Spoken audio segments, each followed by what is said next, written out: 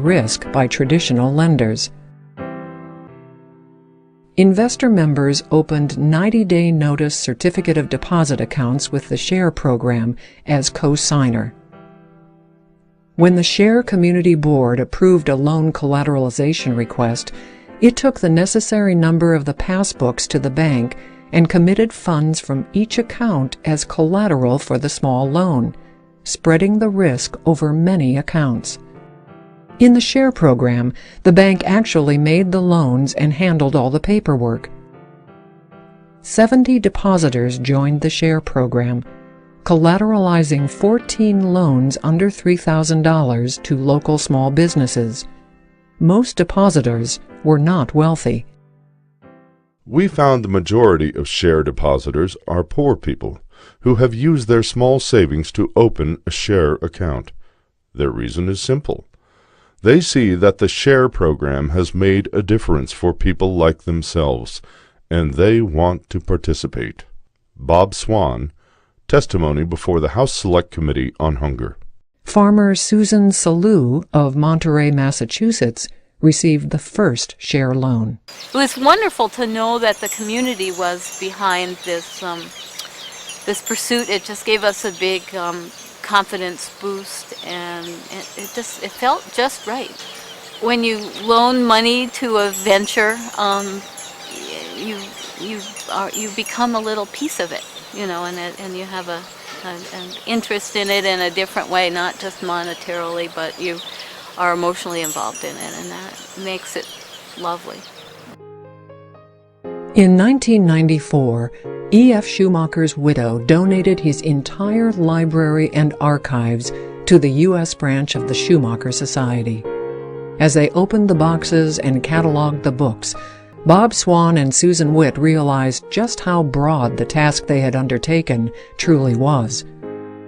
The books were books not on economics, but on religion, philosophy, literature from all traditions.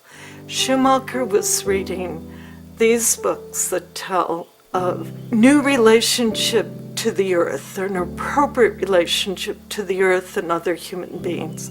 That's what he was reading. That was what he was studying to shape a new economics.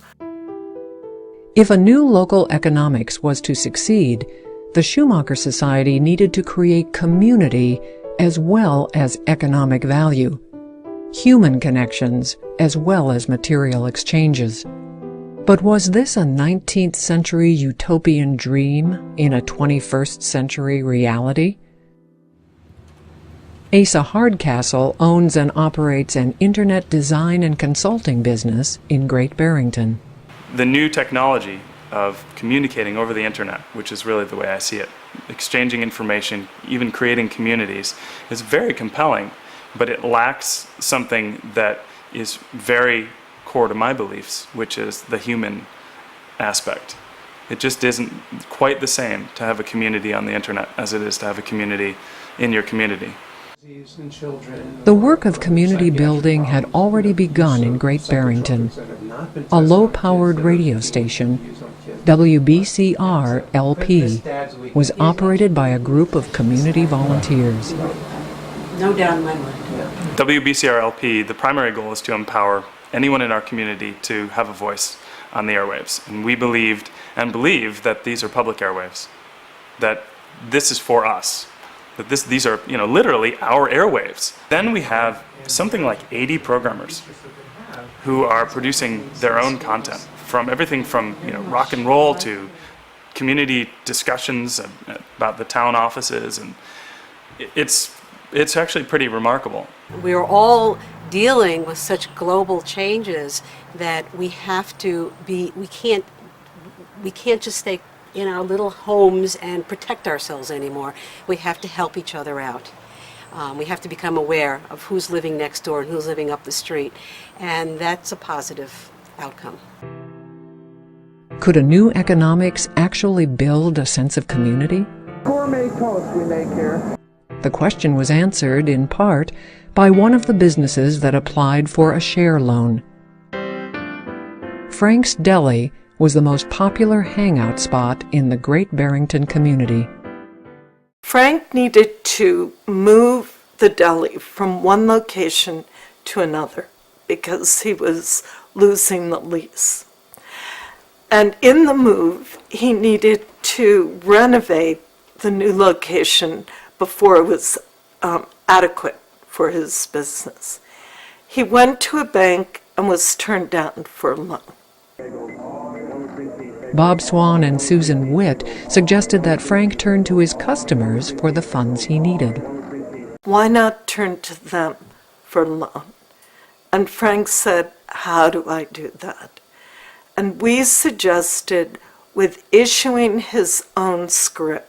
With help from the Schumacher Society, Frank sold deli dollars to finance his move, certificates for food to be redeemed after he moved to his new location.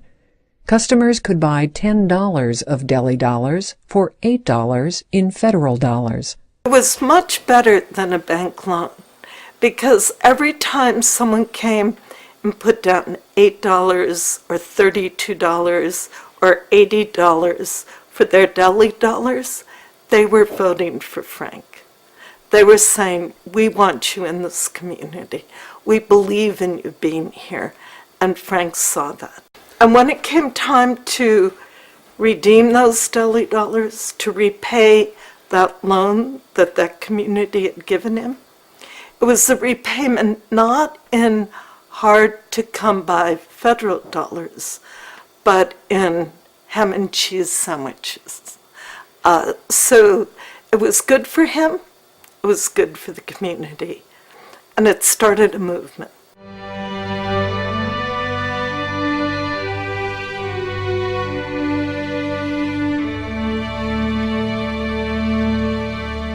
The dependency on national currencies actually deprives regions of a very useful self-regulating tool and allows stagnant economic pockets to go unaided in a seemingly prosperous nation.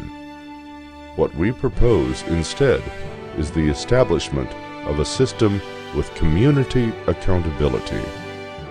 Bob Swan. What's the correct issuer of a new currency?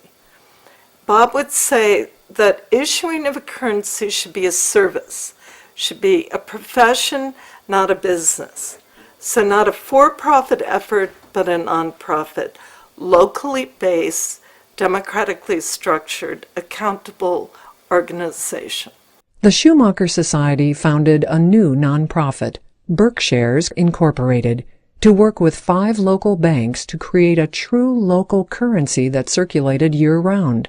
Berkshires Inc. opens checking accounts at its 11 participating branch offices of 5 banks. So we have an account at each bank. Individuals walk into the bank, citizens of the region, place 90 federal, and are given 100 Berkshires. That 90 federal stays in deposit in those accounts. The Berkshires circulate through the community. Holders of Berkshires can redeem them for federal dollars at the same rate they were issued. $100 of Berkshires could be exchanged for 90 federal dollars. In February 2009, the exchange rate changed to 95 federal dollars for every $100 of Berkshires. Susan Witt laid the groundwork for over a decade for Berkshires, and she did that by going to Rotary Club meetings and being in touch with the Chamber of Commerce and just really knowing how to get to know the banking community. The design of the new currency, called Berkshires, was rooted in the community as well. Each denomination of Berkshires celebrated a hero from the region's history.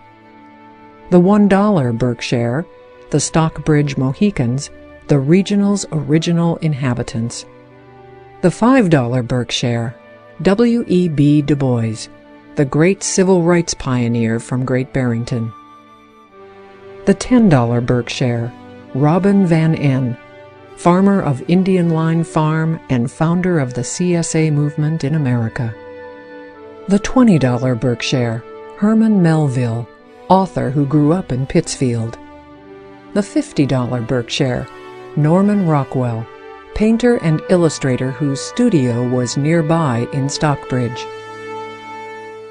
We worked very hard to make it beautiful, and it was worth it. It was very worth it. When people come and visit and they see people making change in it or using it, I think it is one more facet of our community that gets people interested in staying here, shopping locally, participating locally. 300 local businesses signed up to participate in the Berkshire program. Another 300 participated informally. Berkshires were accepted in restaurants, food stores, clothing and bookstores, and by tradesmen and professionals. None of the participating businesses were parts of national chains. Today, nearly $2 million in Berkshires are in circulation. What I've always found attractive in the Schumacher Society and Susan and Bob is that their whole thrust has been to build communities of people who are responsible for their own affairs.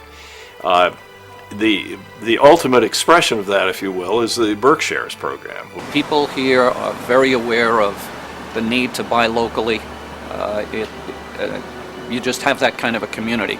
So they welcome the idea of the Berkshires. They really want to see the dollars of the community spent within the community. To me, that's what's behind Berkshires. I really love the way Berkshires differentiates us from other areas. I think having our own local currency highlights the uniqueness of the area. Stimulates conversations and engagements in a way that a normal financial transaction never would. We love the Berkshires, and the Berkshires was a dream a few years ago, and here we are celebrating our second anniversary of the Berkshire Dollars, and it just shows community pride.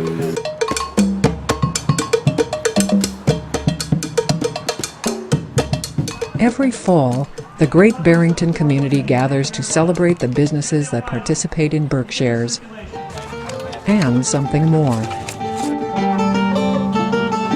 For in the issuing of their own currency, people here have begun to reinvent not just their economy, but their future. A future based on hope instead of fear, trust instead of despair, community instead of competition. In the words of E.F. Schumacher, we must remember what human life is really about. It all makes so much sense to me now. So I think community is a huge part of it. I think another part that's getting more prominent and sort of exploding is the need for new ideas. When people make a conscious decision to make change, that's always a great step in the right direction. I hope every day for a better community. I hope every day for a stronger neighbor, I hope every day for more sustainability. And I don't think about the big picture as if it's something I can control by controlling it. I think about the big picture being controlled by controlling these little pieces. Community radio, a local currency, land trust, CSA. These are things we can do. You can make a decision to support a local farmer.